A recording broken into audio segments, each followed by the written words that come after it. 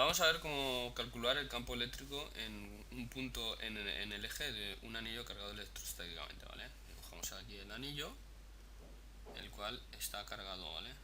Tiene aquí las cargas, ¿vale? Eso lo llamamos anillo porque no tiene cargas, digamos, por dentro, ¿vale? De lo que hemos dibujado. Vamos a borrarlo. Lo que nos piden es que calculemos en cualquier punto del eje Z, cualquier punto, por ejemplo aquí, el campo que tenemos, ¿vale? Bueno, si cogemos todo el anillo tendríamos una carga Q. Si cogemos solamente un trocito aquí, tendríamos una carga de Q que nos generaría un campo hacia el punto de esta forma, ¿vale? Si cogemos ahora otra diferencial de carga, podemos llamar de Q', siendo de Q igual a de Q', nos generaría otro campo igual, pero de sentido inverso al campo que nos ha generado de Q, ¿vale? Bueno, vamos a ver si acercamos esto un poco. Estos campos, ¿vale? Tienen, si lo ponemos aquí, si esto fuera el eje Y, ¿vale? Si vemos las componentes en Y, el campo, y este también sería así, ¿vale? Ese sería EI, EI, y la componente en Z de este y de este, tendríamos aquí la componente en Z, de Z. Bueno, pues podemos ver que los campos en Y se anulan y los campos en Z se suman, ¿vale? Por lo que si cogemos este ángulo, vamos a llamarlo θ, que va a ser el mismo ángulo que este, podemos decir que el campo va a ser igual al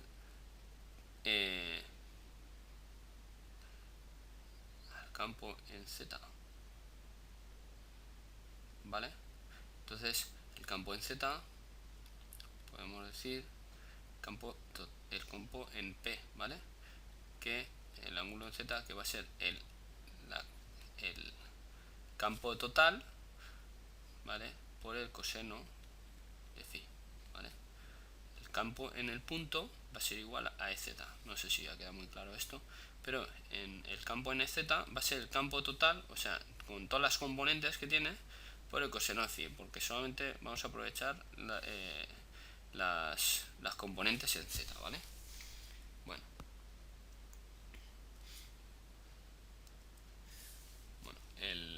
la fórmula del campo eléctrico va a ser entonces la integral del coseno de θ por la diferencial de E, ¿vale? Y la diferencial de E es la fórmula de siempre, 1 partido 4pi epsilon sub 0 por r al cuadrado diferencial de Q, ¿vale?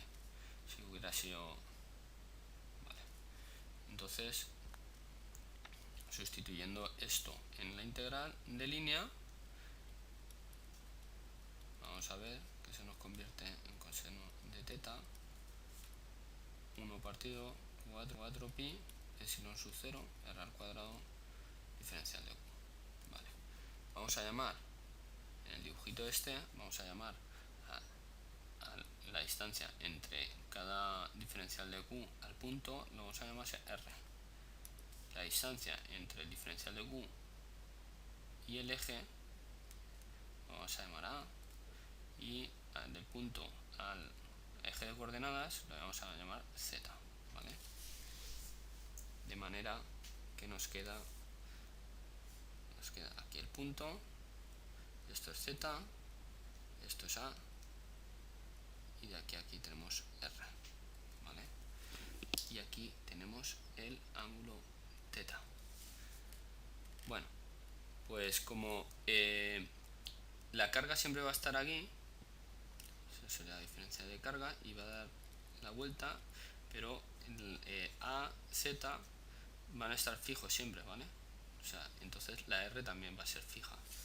Entonces podemos sacarlo de la integral a ser constantes y poner que coseno de teta partido 4pi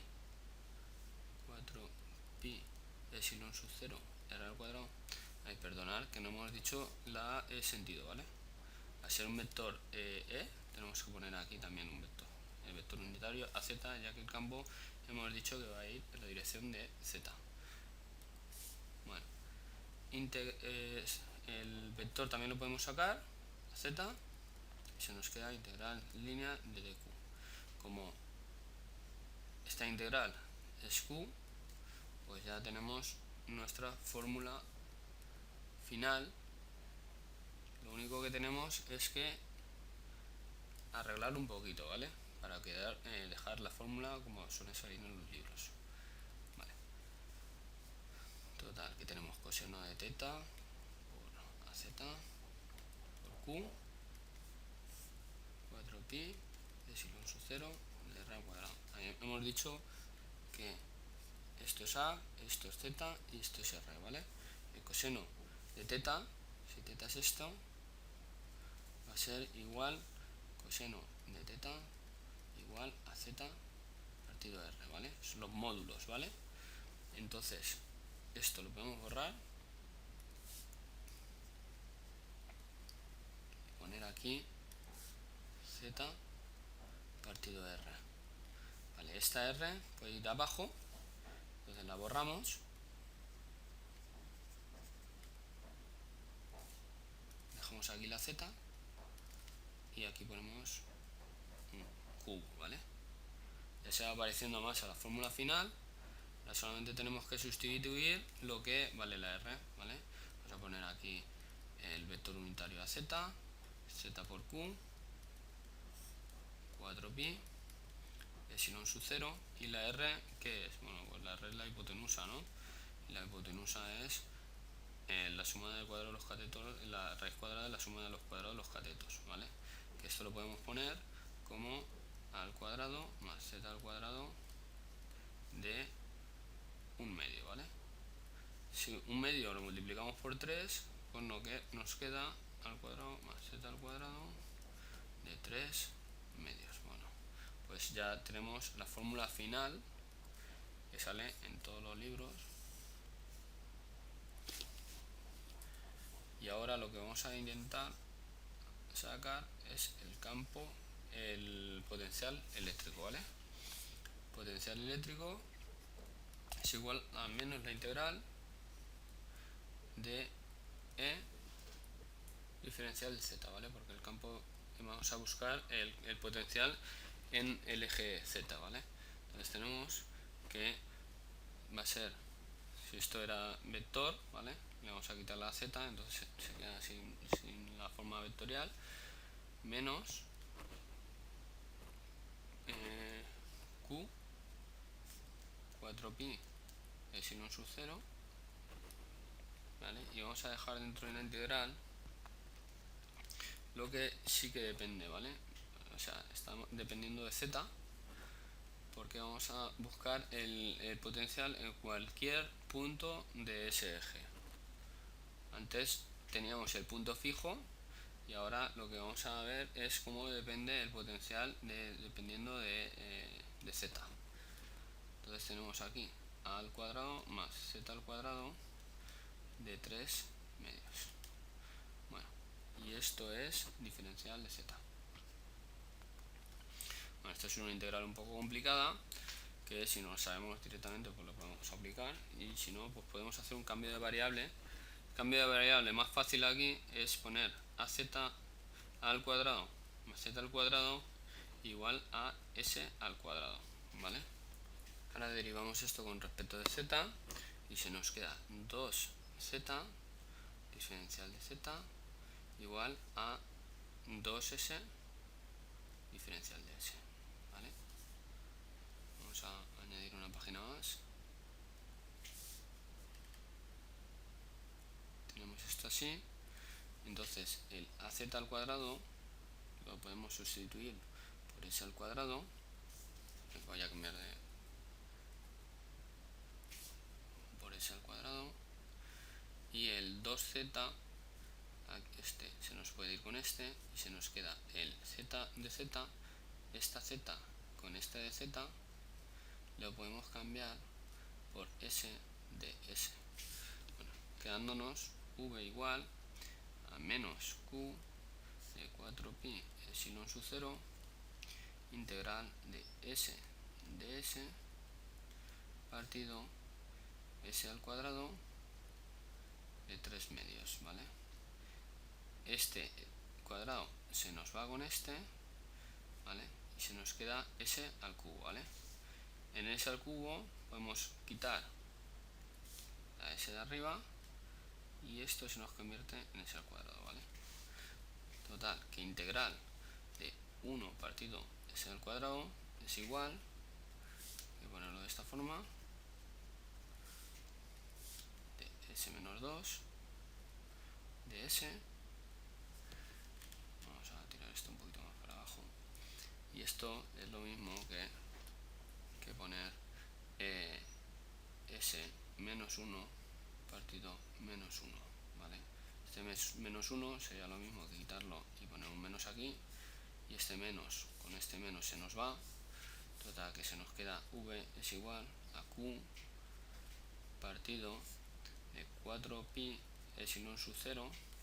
El s menos 1 iría abajo y se nos quedaría s, ¿vale?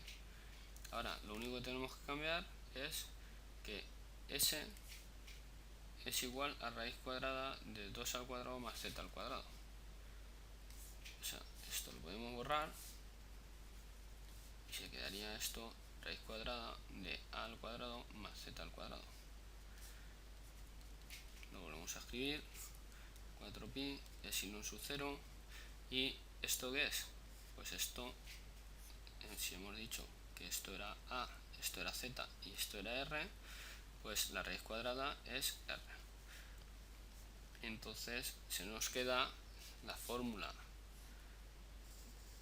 que siempre vemos normalmente para una carga, ¿vale? Aquí tendríamos que el potencial depende de la carga total, y es inversamente proporcional a la distancia entre la carga y el punto, entre la carga y el punto que queremos averiguar el potencial, ¿vale? Bueno, pues espero que les haya servido el vídeo de hoy. Hasta luego.